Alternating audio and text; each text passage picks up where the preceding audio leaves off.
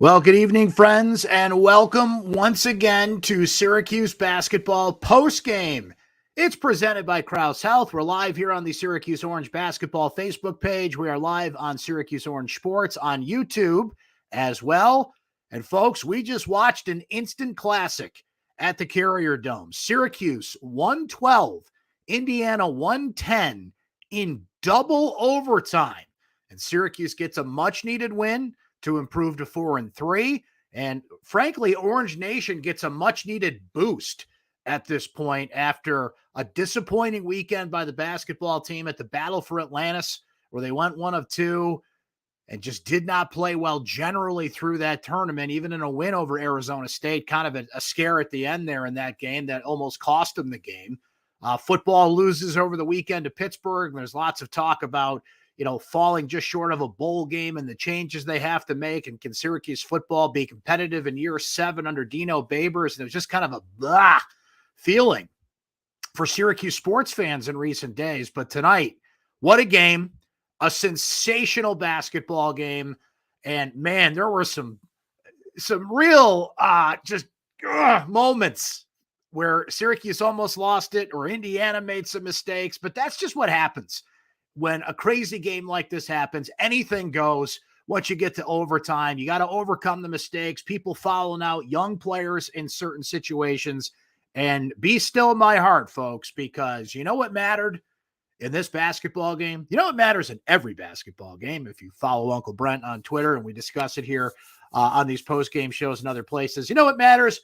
Free throws matter. And boy, do they matter. And they were huge for Syracuse. The biggest two was Joe Girard, who drives to the basket. He gets fouled with 0.8 seconds to go in double overtime, goes to the free throw line, hits 2. Indiana can't get a score, and that's what our final score ends up being. Free throws huge from Frank Anselm, who comes in for a fouled out Jesse Edwards, who, by the way, had another fantastic basketball game. His last foul, you'd like to have that back. I just heard Jim Boeheim in his post-game press conference before we came on here say that he told Jesse just to let him have that basket. Don't foul in that situation. Got a bad over the top. And it looked like that was going to cost Syracuse, right? Because Jesse's got to stay in that game. He can't get into foul trouble. Benny Williams with a big mistake at the end of regulation. Frankly, should have been a foul on Indiana with the elbow being thrown there. And Trace Jackson Davis, what a player he is. My God. We'll go over the numbers here. As you can imagine, the numbers really inflated on both sides from this one. But, man, just a fantastic game at the Dome tonight. And you guys are, you're loving it. Let me just highlight some of your comments here. Dennis says, good game. That was not a good game, Dennis. It was a great game. It was a fantastic basketball game. Michael Antonio, he's got it right here. Keep the defibrillator nearby. Heart check for everyone. Mickey says, my heart couldn't take it. What a game. What a game here from Iris checking in.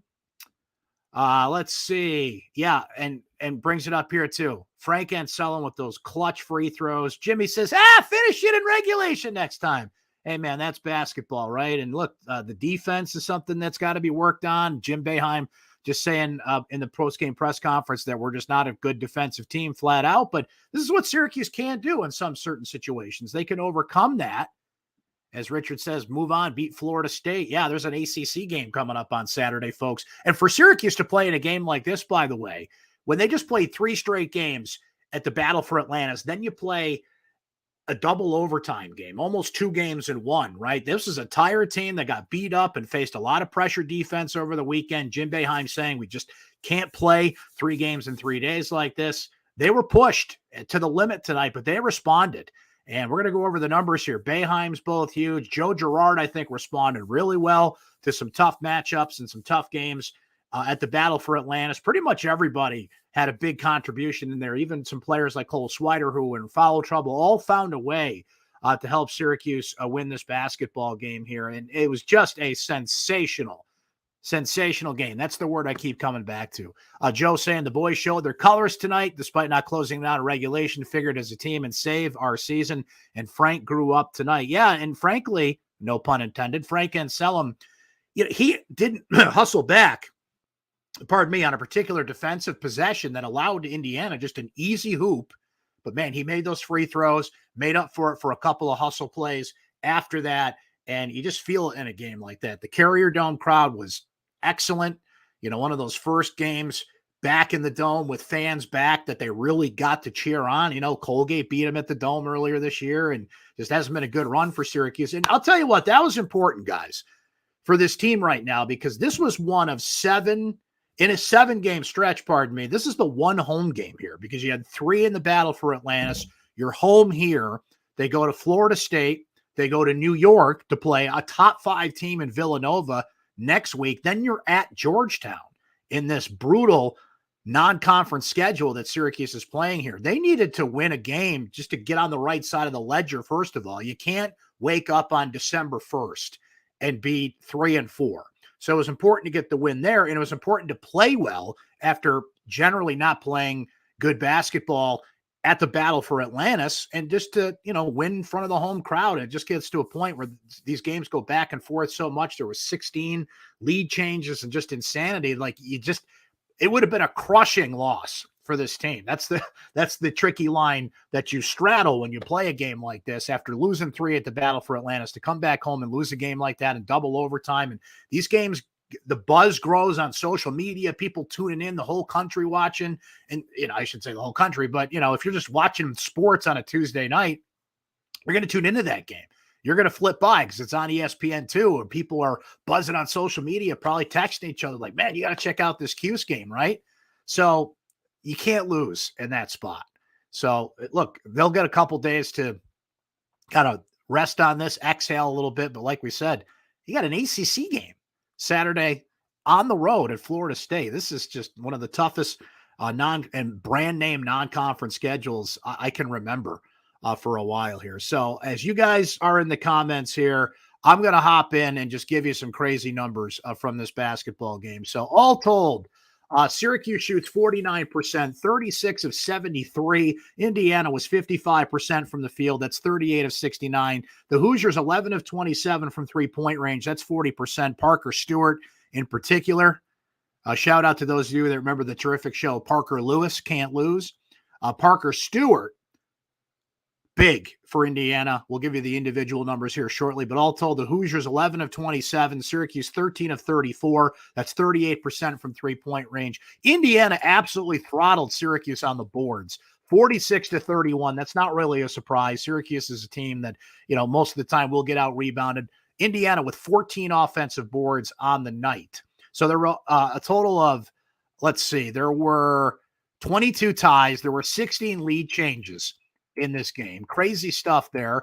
Indiana with 26 assists, Syracuse with 16 assists. How about this number? Indiana had 26 turnovers in this basketball game. I think they had about 7 in overtime. And Syracuse converted 33 points off turnovers. What a bounce back for the defense in that sense. It's generally not a good defensive team, but Syracuse mixed in. It was kind of like a 1-1-3, 1-3-1 to kind of clog up the middle and try and take Indiana's big player out of this. And we'll mention him in a moment and give you his eye-popping numbers from this matchup here. So they mixed up the 2-3 zone. It was still a zone, but Boeheim even called it a 1-1-3, 1-3-1. Really interesting to see that. Points in the paint favored Indiana in this game, 48 to 36. Now let's look at some of these individual numbers here. Here you have for Indiana, a Miller Kopp, 28 points. He's 4 of 9 from three-point range. The player that just popped off the page and is one of the best players in the country. And, Syracuse saw Jabari Smith against Auburn in the battle for Atlantis, and Trace Jackson Davis. What a player and what a game he had. 31 points, 16 rebounds for him, 9 of 14 at the free throw line. He missed some key free throws as they went along. 3 blocks for him. He did turn the ball over 6 times. He got hurt in this game too and was out for a little bit, but came right back out. Good to see that was not a serious injury. We mentioned Parker Stewart, 6 of 12 in this game, all from three-point range. He ends up with he had a couple free throws, I should say. So he ends up with 20 points on the night. Let's look at the Syracuse side of things, where it was dominated by the Boeheims. Jimmy Boeheim, 26 points. He leads the Orange in scoring, including 4 of 9 from three-point range. He had a couple clutch free throws at the end. He missed a couple in this game, but hit the ones that mattered. He added 5 rebounds to the mix. We mentioned Joe Girard with the key drive at the end to get the winning free throws, 22 points for Joe, 5 assists, 5 turnovers. He goes 5 of 11 from three-point range. And that was one of those bad shots you go back to. Joe tends to do this. It was a bad possession, clock winding down, and he just chucked up a 3 from Rochester that he shouldn't have shot. One of those, mistakes that pile up that you think could end up burning Syracuse. He ends up with the winning points by getting the free throws. So went and totally redeemed himself to steal a line from Dumb and Dumber, right? Jesse Edwards, man, what a player he has become. And what a pleasure he is to watch now. Tonight, 17 points, 5 steals, and 5 rebounds. He did foul out, which is, look, he fouled out late in a game, right? You'll give him that. That 5th foul was bad. He'll learn from it. But the marked improvement he has shown for this team is just something to watch. Touch around the basket, confidence, his defensive pacing is better. He's just a flat-out better player. You can see the work he put in the offseason. He's been a lot of fun to watch, and he's playing well. Cole Swider managed to scratch out 14 points in this game, didn't really shoot that much, did get to the free throw line. He was in foul trouble for most of the game, which is why his numbers were down. Buddy Boeheim, I got to correct myself. He led Syracuse with 27 points in this game. Jimmy right behind him with 26. Buddy, key baseline jumper, couple of big shots throughout overtime for the Orange. He ends up 10 of 23 shooting for the night. And really important note here for Buddy, 8 assists, really distributed the ball well in this game. So those are the individual numbers. You guys are fired up. You're excited. Let's get back in the comments here and talk about just what was a spectacular basketball game in the Carrier Dome here. As Brian says, a lot of heart and just a little defense. I like the Bills checking in all the way from Nashville. Good win. IU played mostly weak teams for that 6-0 record. When Syracuse moved the ball, the offense flowed and they scored easily. Unfortunately, they dribble, pass, dribble. Too many bad shots. Hope for the team and fans SU wins, but they need to move the ball to win. I got to agree with that, Bill. A lot of ISO ball. It worked for Buddy tonight. He was getting up that shot. He was 10 of 23, as we mentioned, and hit some clutch shots in overtime, so I don't have a lot of bones to pick with Buddy, but he does tend to dribble a lot in the paint. It's fine that he goes in the paint. Kid's 6'6". He can win a lot of matchups there, but dribble, shoot. Not dribble, shoot, as you put it. Joe Girard did the same thing on a couple of possessions. Keep the ball moving. And they're encouraged to do that. That's their offense. It can be frustrating at times to watch that, but they certainly can move the ball a little bit better in that. But, once you get to overtime and it's back and forth, boy, you take what's put in front of you and you just kind of kick back and relax and enjoy the show, as they say when you go to the movies. As Jeff notes here, Jesse Edwards, legit big man, offense and defense. And Jeff, that's the key. It's on both ends of the floor. His footwork is better. His defensive pacing is better. He's a top 25 in the country in shot percentage. Jesse doesn't miss. I think he's top 3 in the country in field goal percentage currently, if I'm not mistaken. And just to jump back to his shooting numbers tonight, 7 of 7. Yeah, everything's near the basket, but he just doesn't miss. I think he's only missed like 6 field goal attempts the whole season. Something crazy like that, right? As Matt notes here, rebounding matters, made up for the 25-plus forced turnovers and points off turnovers. I'll tell you what, and Syracuse was up by, was it 16 or 18? They were up at one point by 18 points. They were up 16 at halftime, 49-33, lost that lead, and then it just became, a heavyweight fight, and who was going to be left standing when this thing was over. And Indiana's big rebounding advantage helped, but Syracuse created 25 turnovers in this game. Indiana just, helping Syracuse out from start to finish. And you got to give some credit to the Syracuse defense there. Jim was saying, they're not a good defensive team, and they're certainly far from being a good defensive team at this point. But that is a little something to do with you when you create that many turnovers, right? And then Indiana was frustrated. They fought through it and found ways around it. But you really, when you look at the big stats from that game and that sensational game just played at the Dome, that's one that is going to stand out. Doris, I'm glad I'm not hoarse because I had a show to do here. So I just really enjoyed this game. I know you guys did too. You put aside who you root for. When you watch a terrific basketball game like that, it just gets your juices flowing, right? Just And to watch a game like that in November, I mean, we got 3 more months to go here. And Syracuse still has to play an ACC game Saturday. They still have to play Villanova. That's a top 5 team. Rivalry game with Georgetown, always going to be close, right? There's still plenty of opportunities here for some good basketball. And boy, we just needed to see some good basketball. Mike's checking in from El Paso. Love it when you guys tell me where you're watching from across the World Wide Web. Make sure you shout out where you're watching us from tonight. And as different Jeff notes here, Frank's 4 free throws were huge. They were. I mean, free throws matter, folks. In a game like this, there's going to be fouls, stop the clock. By the way, I agree with what Syracuse did. I wonder what you guys think about this. I don't know if you've already noted here in the fouls. In the fouls, read somebody's comment with fouls in the comments. Regulation, up 3, foul.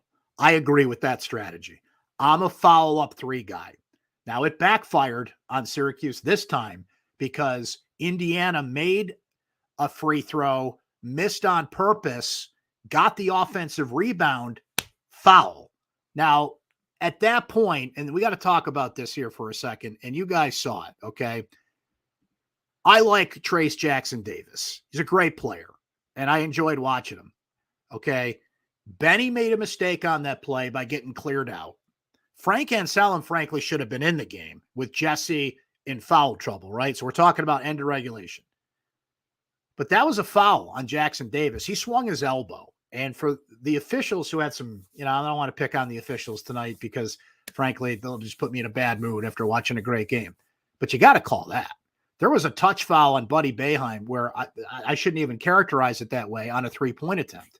He didn't even touch the guy, right? So, look, refs are going to make mistakes. Thankfully, it was settled on the court and things worked out with all the free throws. Both teams got an opportunity to put up there. But that play right at the end, I'm still a foul up 3 guy. It's just a scenario that happens like 1 out of 50 times. They blew it. Benny Williams, young player, learning his way, frankly, shouldn't have been in the game in that situation. If Jesse's in, it's a different situation. He probably gets the rebound or does things properly, defensively, boxes out, whatever the case may be.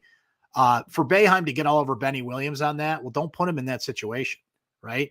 That's a Frank Anselm situation. And, they got away with it this time, but going down the road here, something to keep an eye on. I don't think they're going to be in a situation like this again anytime soon, but if they are, have your defibrillators nearby because cardiac cues going at it once again. Matt notes here, sure looked like over the back on that last sequence. Certainly agree with that. John with an interesting question here. When and if Barama comes back, how much do you think he plays? I have to believe Jesse's unquestioned at starter, but Frank deserves some minutes. I don't think Barama is going to play much. Now, we're kind of at the deadline, and I believe that my colleague Mike Curtis was going to ask about this in the press conference tonight, so I don't have access to that right now. Maybe we've got an answer on this that's floating out there somewhere on the internet. Barama's supposed to be back right about now. They said about 5 weeks, but I don't know how close he is to coming back. So let's say he comes back at some point middle of December, right? Just argument's sake.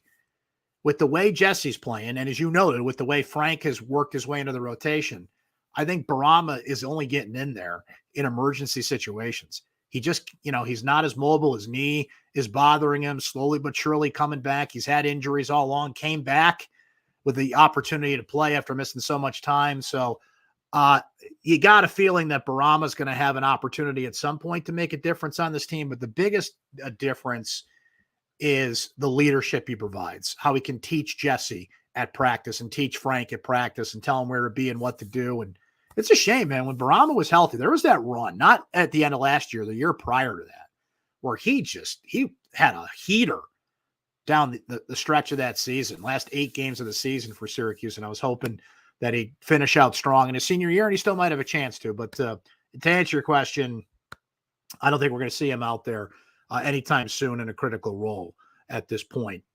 A lot of you complimenting Frank for those free throws. Chris with a great point here saying this is a good learning experience for the younger players. And that's a good point, Chris, because you can't practice this stuff. You just can't. There are certain things you learn on the court, you learn in a game. And like Jim Boeheim can go to a practice and try and simulate this all you want. You just can't do it, right? Crowd, the feel of it, the back and forth, the official calls. Just you only learn by being in that fire. And ultimately, that's what you got to hope. If you're a Syracuse fan, you got to hope if you're Jim Boeheim with this tough non-conference schedule.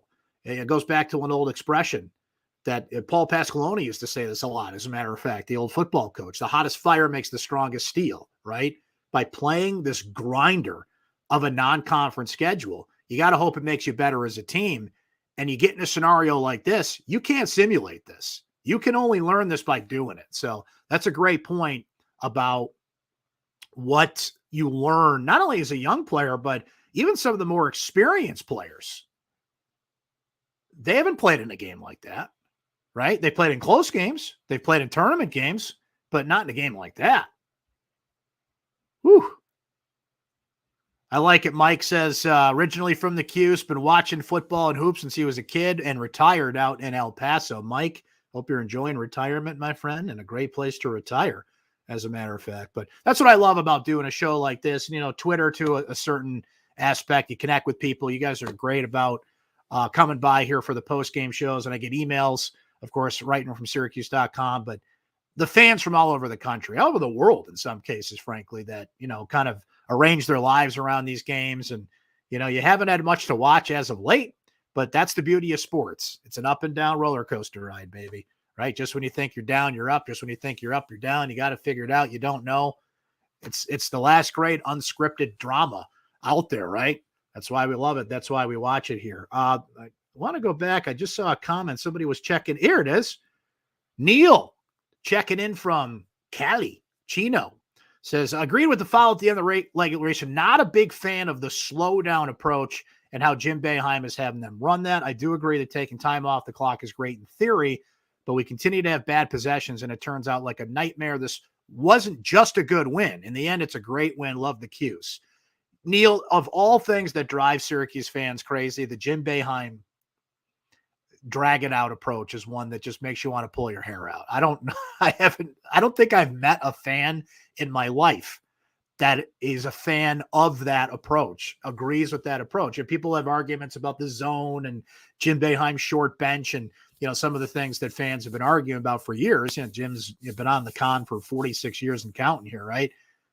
I've not met one fan in my life. Stand up and be counted if you're a fan that likes that strategy, but I haven't met any to this point, right? As we go along here, roll call from Michelle out there in L.A. Love it. A lot of people watching from Cali, huh? Hope the weather's better where you are. There's snowflakes outside my window right now. Brockport. There you go, Johnny. My niece goes to Brockport. My sister went to Brockport. A couple of Brockport people in the family, if you will. Dover, PA here for Joe. Billy and Michael Owens land. That's right. James is north of the border there, in Montreal. Glad you're here. Appreciate the nice comments there as well. Matt notes that slow down approach works if you have Carmelo Anthony on your team. That's about it. Great point there from Matt. Brian in Dallas. There you go. Cowboys land. Both the Cowboys and Bills played interesting games on Thanksgiving Day. And now got some interesting games coming up for both of those teams. Bills playing the Patriots on Monday Night Football. So looking forward to that. My man, Dan, I hear from Dan on a lot of different forums up there in Vancouver. I lived in the Q's for 10 years and saw some great games at the Dome. And if you were at the Dome tonight, you saw a great game, right? That makes it worth it.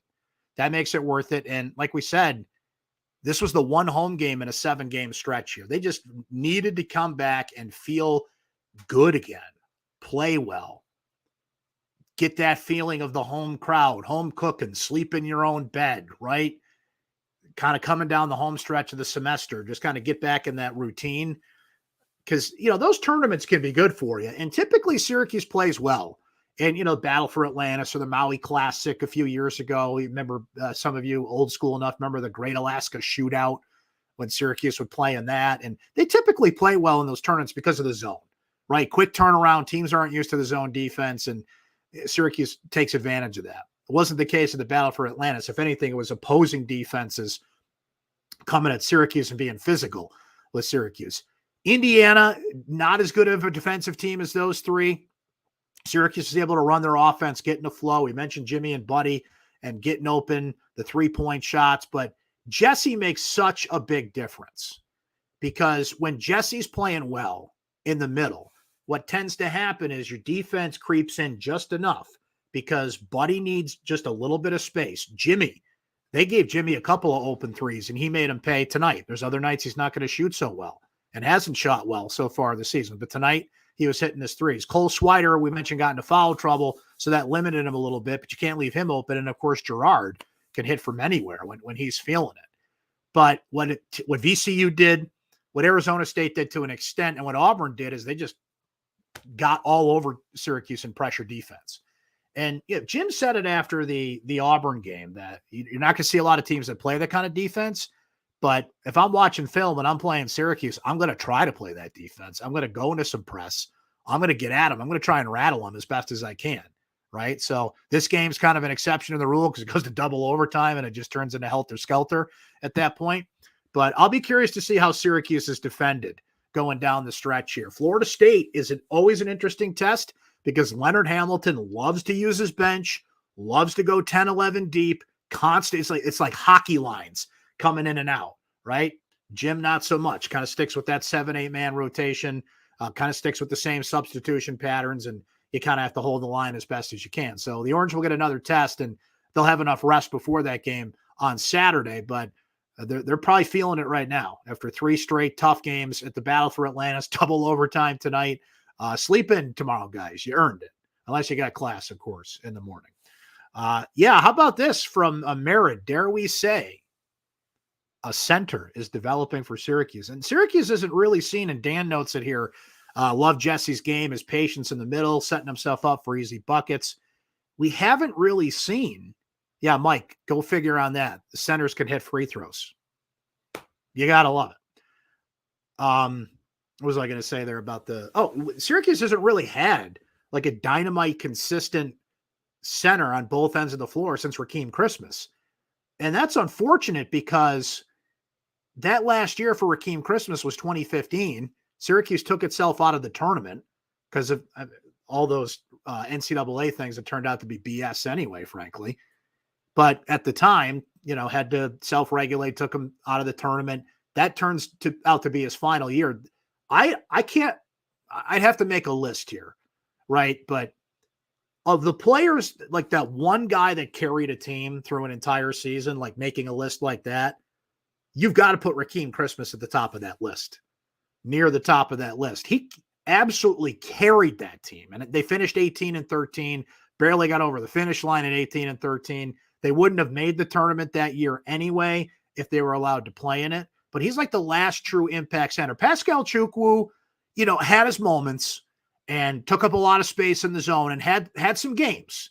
Okay, and we mentioned Barama. When Barama was healthy, he was starting to go on a run there. But really, the last true big-time impact center consistently that Syracuse had was Rakeem Christmas. So to see Jesse Edwards developing into that that's an encouraging thing. And he's fun to watch. He's just a good kid. You know what I think it is, guys? It's the hair, right? Like I can relate, Jesse. I don't know if you guys can see this. I got like this gray patch on my head. Can you guys see that? Right? Jesse's got like the streak in his hair. That's got to be what it is, right? It's got to be the streak. It's like the Bride of Frankenstein thing he's got going on the side of his head. I love it. That's what it is. I mean, keep it going. Keep rocking that in the hair, Jesse. It's fantastic. I don't know if that's because I don't know if it's a Netherlands thing or what. I don't know, but keep rocking it, man. That's why you're playing that well. Got to be, right? It's got to be the hair. Michelle wants to know, Brent, what do you think about Gerard this season? He's really our best choice for point guard.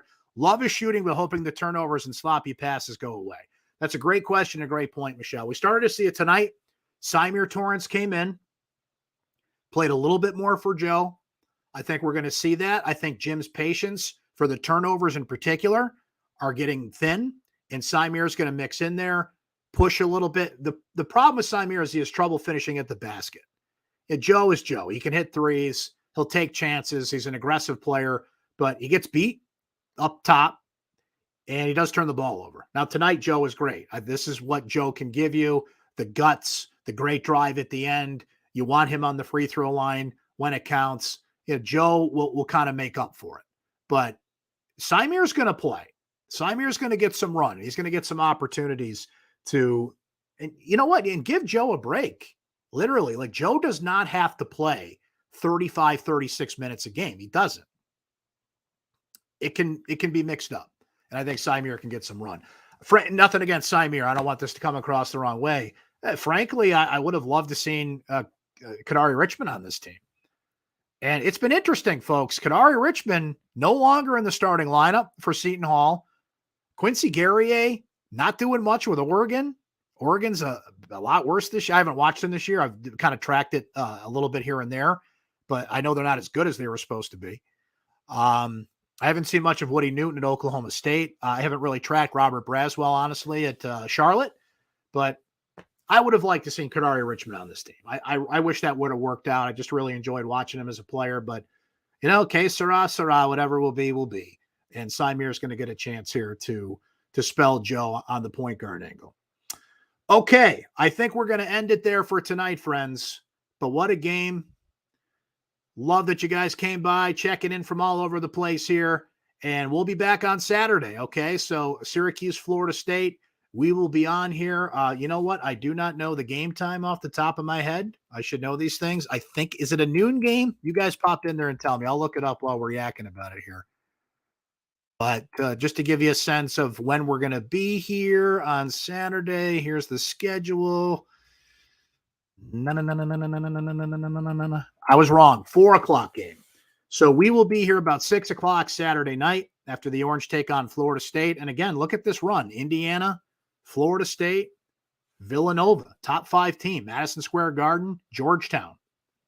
Let's keep it going, man. And we'll be here after all those games on the Syracuse Orange Facebook page, on Syracuse Orange Sports on YouTube. If you do miss the show live, we do put it up on YouTube. It's in my recap on syracuse.com. We fire it out on our social media channels. It archives on Facebook automatically. So if you do miss it, you can certainly go back and watch anytime. So thanks for checking in. We'll be back Saturday after the Orange take on Florida State. That's a 4:00 tip, so we'll be here about 6:00 or so after that game, unless it's double overtime again, right? We shall see. Thank you. Thanks to our friends at Krause Health. You guys enjoy the rest of your night and the rest of your week, and we'll talk to you Saturday after the Orange take on the Seminoles.